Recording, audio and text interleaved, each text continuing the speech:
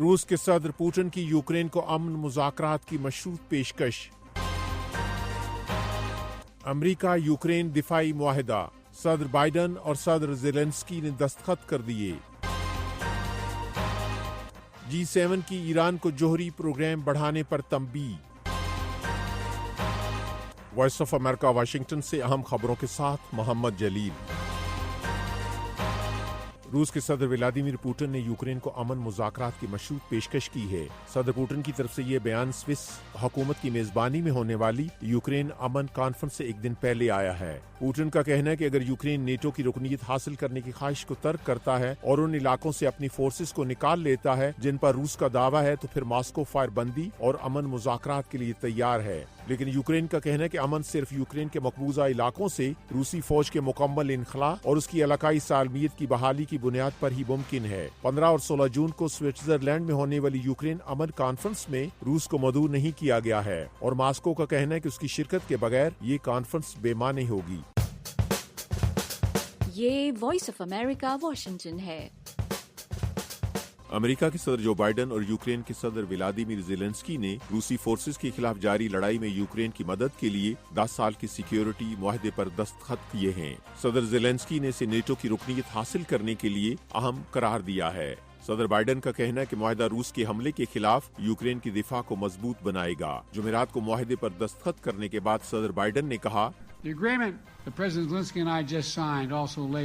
صدر زیلنسکی اور میں نے ابھی امریکہ اور یوکرین کے درمیان اس معاہدے پر دستخط کیے ہیں۔ ہمارا مقصد ایک طویل مدت کے لیے یوکرین کی دفاعی صلاحیتوں کو مضبوط بنانا ہے۔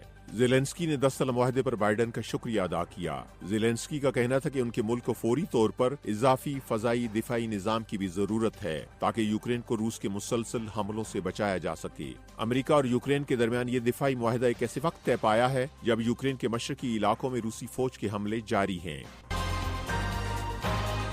G7 ممالک نے ایران کو اپنے جوہری پروگرام میں مزید اضافہ کرنے کے اقدام پر خبردار کرتے ہوئے کہا کہ اگر تہران یہ سرگرمیاں جاری رکھتا ہے تو وہ اس کے خلاف نئے اقدامات کرنے پر تیار ہیں۔ خبرستان ادارے رائٹرز کے مطابق G7 ممالک نے ایران پر زور دیا ہے کہ وہ یورینیم افزودگی کی سرگرمیوں کو روک دے جن کا کوئی سول جوہری پروگرام میں استعمال کرنے کا کوئی جواز نہیں ہے۔ جوہری توانائی کے عالمی ادارے کے مطابق ایران کی یورینیم کی افزودگی کی سطح 60% تک پہنچ گئی ہے، جو جوہری ہتھیار بنانے کے لیے درکار 90% کی حد کے قریب ہے۔ G7 ممالک نے ایران پر زور دیا ہے کہ وہ سنجیدہ مذاکرات میں شامل ہو اور اس بات کی یقین دہانی کرائے کہ اس کا جوہری پروگرام مکمل طور پر پرامن ہے۔ تہران کا کہنا ہے کہ اس کی جوہری سرگرمیاں مکمل طور پر پرامن ہیں اور وہ اس الزام سے مسلسل انکار کرتا ہے کہ وہ جوہری ہتھیار بنانا چاہتا ہے۔